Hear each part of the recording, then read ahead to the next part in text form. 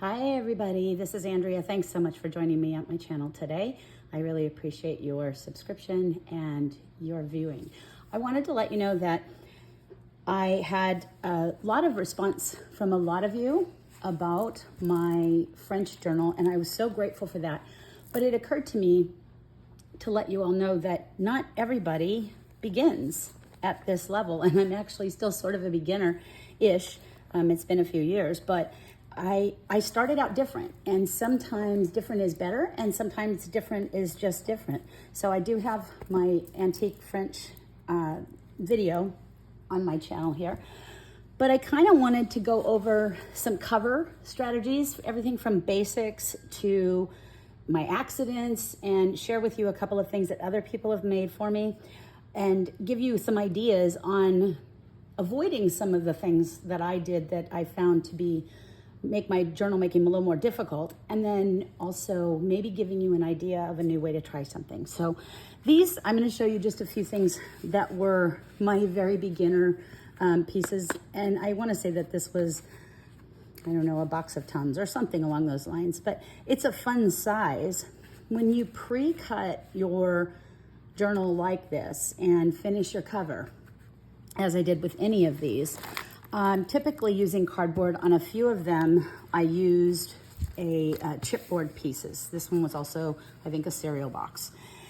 And one of the things that you have to do is predetermine, by doing this, what your signature depth is going to look like. You have to figure out how many signatures am I going to put in this, and how thick is that signature going to be. As an example, I tend to overstuff my journals. So here's my journal, here's my spine, but oh my goodness, I have a little gator mouth going on there. And with the ties around it, and it's a soft, this is a different material I'll talk about, but it's a little bit thicker, and some people like more of a book.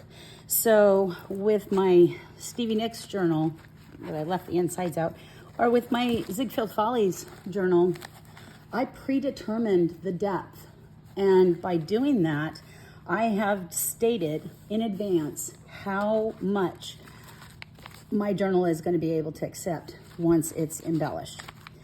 And so there's good sides to that. I always make my covers first, but as far as a completion method, so looking at my journal here and seeing how thick the page side is versus how thin the spine side is, I just want to show you, this is a journal that I bought from Barbara Easter. And she made her journal fit. So her signatures were flush and did not overstuff her spine. So it's equidistant from one to the other. And that's an art that I haven't mastered yet. I have a tendency to feel like my journal's not full enough, and then I keep adding things, and the ad really is not back here. The ad is out here. So when we're putting our signatures together, there's a gap between the two signatures, and that gap in mine they stay fine. They're perfect, but it's because I keep adding to the outside parts. And more of our decor and embellishment is going to be in the outer surface. So you really have to pay attention when you're putting together your spine, how thick you anticipate the outer piece to be, and then prepare for that in advance, or be willing to embellish a little bit less and be okay with it just being a simple, pretty journal.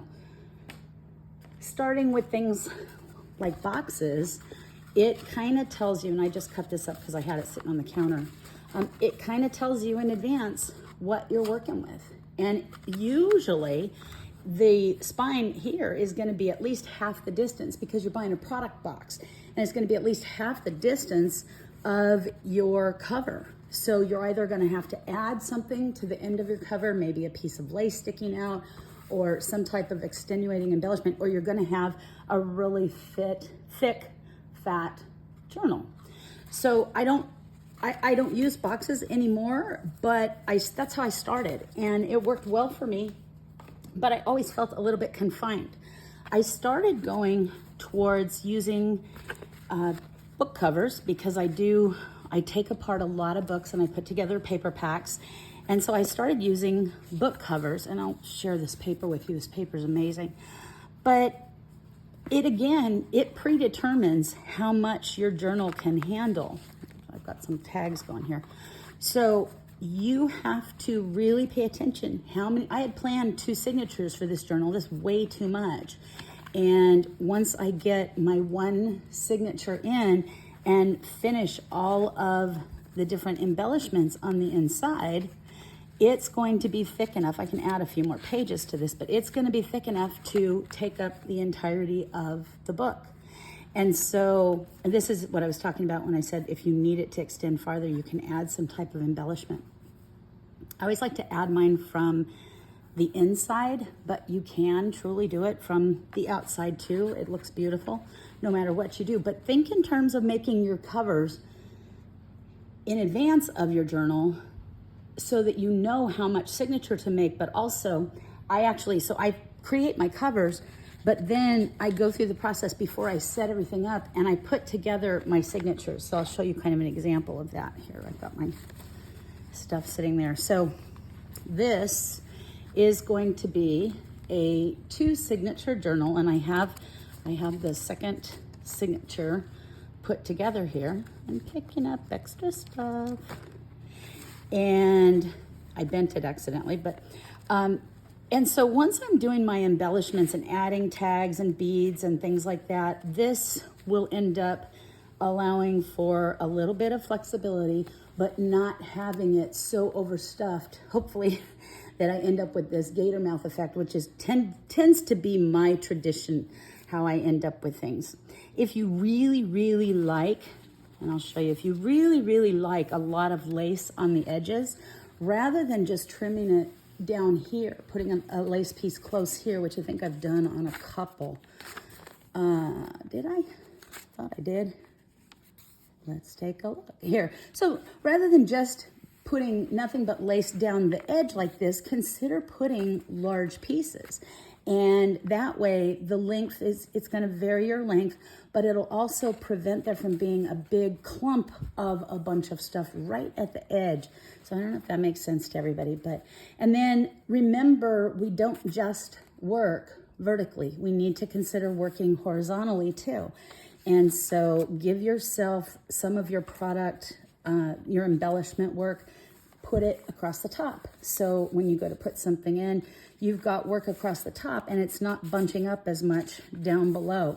And it doesn't matter whether you're choosing glue, and down here is a pocket as well. So it doesn't matter whether you're choosing to use glue, whether you're using your sewing machine, or however you're attaching your items. It's about giving yourself some flexibility as you create your signature, and then you can take to setting your cover. And it's okay if what you have on the inside sticks out. I thought that was a big faux pas because I'm from the 80s where we didn't wear our undershirts sticking out from under our overshirts. And this is actually something that a lot of people enjoy. So the other thing is, whether you choose to sew or not, when you decide on the product that you're going to use for your cover, and this video is really about choosing to be brave because that was really hard for me. I needed structure, I needed guidance, and I really had to kind of stretch it a little bit and be brave in my fabric choices or my cover choices and just throw things in and see if it worked. And there's no wrong answer in any of what we do. It's unique. There's not another one of these anywhere. And whatever you're creating, there's not going to be another one because it's all unique. So anyway, so this is an example, though, of using a different product. And Karen Anderson is the one that, I'm going to put this away. Karen Anderson is the one that exposed me to this product called Craftex. And I happen to have a piece that I'm going to work from soon that was part of our event in Vermont. Karen had painted this on the outside so that it would handle the white velvet that was going to go over it. But this is the color of the neutral Craftex. And what you can see, it's almost like a leather. And you determine the size. So if you want big, if you want small, it doesn't matter. It will accept the size that you're choosing for it. And so then you simply score it and cut it and have it ready. You determine the depth of how deep your spine is going to go, and you have a nice pliable surface in case you end up, so different from cardboard, obviously. When I set this one up using a cardboard box, I have no flexibility. If I go gator mouth like I did on my French journal, there's flexibility in it, but it doesn't tear. It acts a lot like leather. So I bought this by the roll. And again, I used some for my French journal. But what you do is you get your cover attached in the direction that you want it to go. And then because of the color of it, you're gonna have to line it. Now this one, I just glued in. I didn't sew, I had sewn the velvet to it, but I glued in some French paper. And you can see this is super flexible, but it's not gonna bend and it's not gonna tear. Where, excuse me, my allergies are acting like crazy today. So in that case, I have the flexibility if I do create the gator mouth, where in this, I have no choice, but if I go here, I'm gonna end up bending that piece. So that, using Craftex was a big step, big change for me. Another thing that I used to do, and I'll show you here, is I used to use my 12 by 12, I haven't put the clasp on this one yet.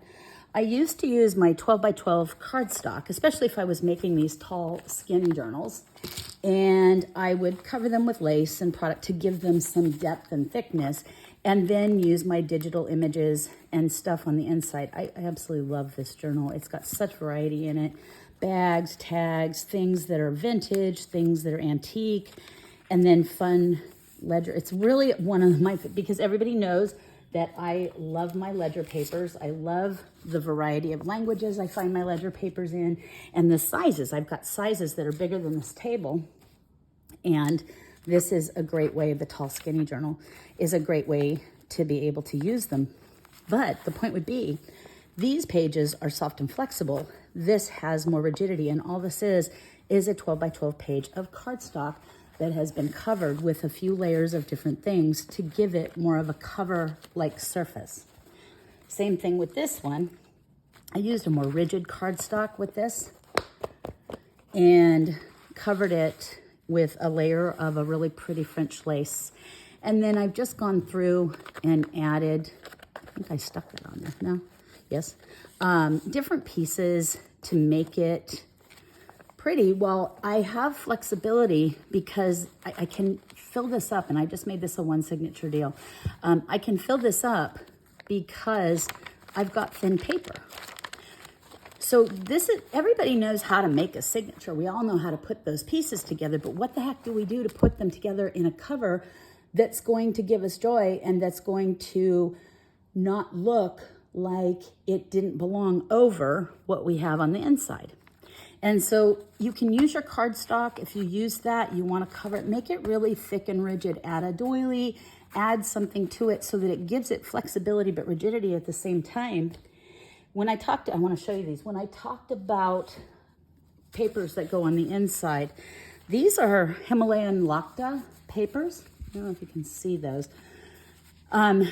These are different. I've bought different. I bought sheets in a different size, and then I bought these because they're larger and I like to use them on my tags. But these are absolutely stunning on the inside cover of a journal. And did I do that on my, I did on my Les Mis. I took a sage green Lokta and put it on the inside and created pocket space. So you have to think about what your outside is going to be, what it's going to do to hold, but also you have to think about what's my inside going to look like when somebody first opens it, and can I work with the surface I'm creating on the outside? So just a couple of other options to show you. This is a digital print that I made back to back and then thickened with layers. These, and I tell you, I love to do these paper ruffles. And then this is Sheila Bling. I'll link Sheila and Karen and Barbara and everybody below. But these are, and I'll give you information about my paper packs and such too. These are Oh, aren't those beautiful? These are all Sheila. This is what I'm working on currently. And when I find something that I want, I go to my Sheila stash and everything matches. It's super fun. But this is a way, and you can see this journal has a lot of stiffness to it, and all I used is paper, but I was prepared in advance knowing that I was going to make the inside just this thick.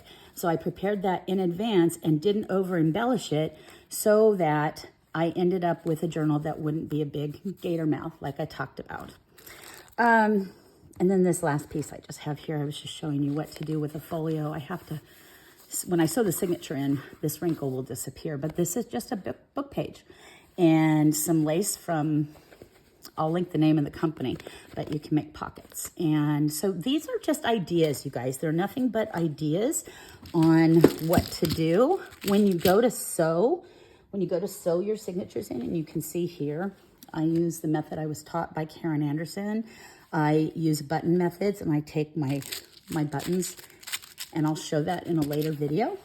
But this is the way to go from really simple, but less flexible as far as size of your journal and everything, to getting brave, being able to branch out into unusual, oh, here's some of that Lokta paper too, being able to branch out into some unusual fabrics. I mean, who wants to use velvet because they're afraid they're going to screw it up? Well, you can't screw it up if you use Craftex. So lots of different ways to be really, really brave and to have a lot of fun. And we will go through how to put your journals together in another video. I hope you guys have an amazing day. Thanks for watching. Bye.